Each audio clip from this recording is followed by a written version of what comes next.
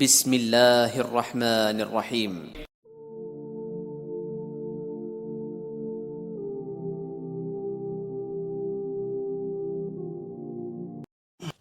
حضرت ابو قتادہ حارث بن ربیع انصاری رضی اللہ تعالی عنہ سے روایت ہے،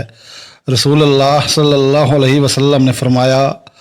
فروخت کرتے وقت قسم کھانے سے اجتناب کرو، یہ سودے میں رغبت پیدا کرتی ہے، جس سے پہلے پہل سودا زیادہ بکتا ہے، پھر برکت کو ختم کر دیتی ہے۔ حضرت ابو حمید منظر بن سعدی رضی اللہ تعالی عنہ سے روایت ہے، رسول اللہ صلی اللہ علیہ وسلم نے فرمایا، دنیا کے حصول کے لیے اچھا طریقہ اختیار کرو، ہر انسان کے لیے وہ کام آسان ہو جاتا ہے جس کے لیے وہ پیدا کیا گیا ہے۔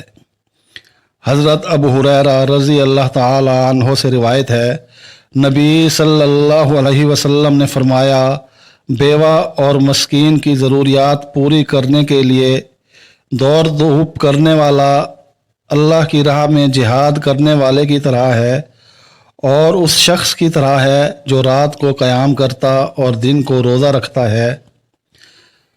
حضرت عمر بن خطاب رضی اللہ تعالی عنہ سے روایت ہے،